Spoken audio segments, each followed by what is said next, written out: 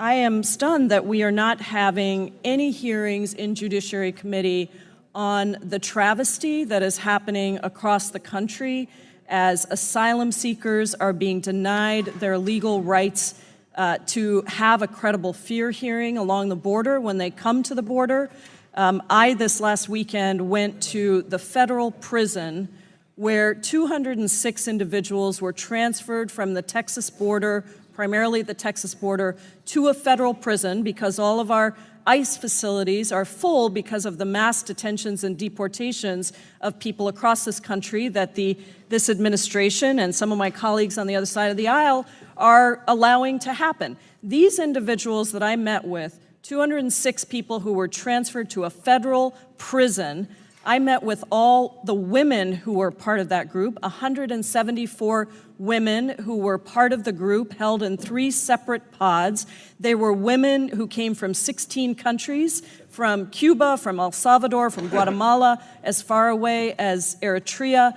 And Mr. Chairman, it was horrific what I heard. In spite of the fact that this was a federal prison, at least I will say it's a government-owned and operated facility with some accountability and some standards. These women said this was the first place they were treated like human beings. The majority of them had children, large majority of them had children who had been forcibly removed from them at the border when they should have had a credible fear hearing for asylum, but instead they were prosecuted in mass courts with 75 to 100 people being prosecuted at one time. They were taken away from their children. Not a single one had had the opportunity to say goodbye to their children, to explain to them what was happening. In some cases, they were deceived, told they were going to be taken to take a photograph, came back and found that their children were no longer there and were in rooms right next door to their children where they could hear their children screaming for them. Mr. Chairman, the children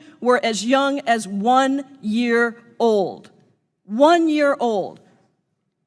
And then these mothers were put into facilities that they call the icebox and dog pound. You know why they call them the icebox, Mr. Chairman? Because the temperatures are so frigid that it is freezing cold. They cross the Rio Grande, they turn themselves in wet, and they're put into an icebox and denied access to clean water for 5 days in some cases.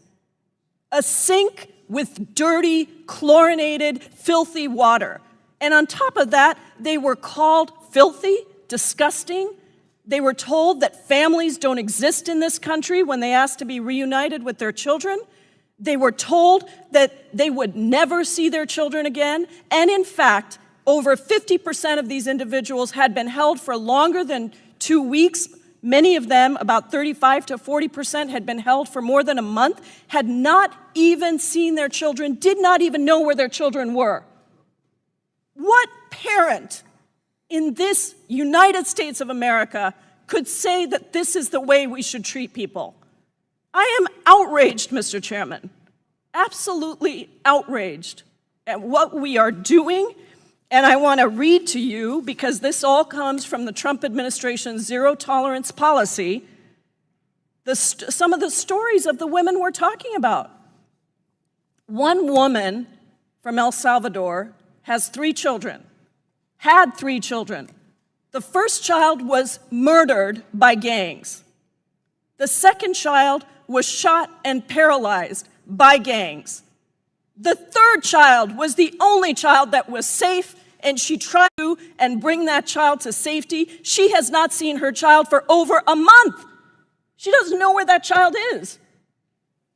She has not been given a credible fear hearing. Mr. Chairman, this last policy from the Attorney General that is taking away a lifeline for survivors of domestic and gang violence is outrageous. Here's the story of the woman that the Attorney General just weighed in on her case.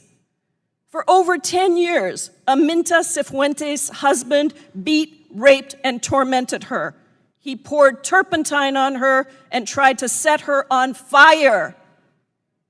resulting in permanent hearing loss. He once hit her in the stomach so hard that she gave birth prematurely and punched her with such force that she still has difficulty breathing and speaking. She tried to get protection from Guatemalan law enforcement multiple times, but the police dismissed her complaints as marital problems and told her to go back home. When she tried to leave her husband, he hunted her down. She finally fled to the United States, where even there her husband's threats followed her. This is the case that the Attorney General has said the United States of America has no grounds to hear this case. What are we coming to? And why are my good colleagues on the other side? I know there are mothers and fathers on the other side who must be tormented by this. If you plan to not say anything, you have to go home to your children at night and tell them why you would allow this to happen to children in the United States of America. We should be having a hearing on this, and Mr. Chairman, I request respectfully— The time of the gentlewoman has expired. I request respectfully that we have a hearing in this committee where we bring the Attorney General before us to tell us what we are doing with these camps on the southern border and in these prisons with women who are seeking asylum and who we are violating the time of the in gentlewoman the has international expired. human rights law.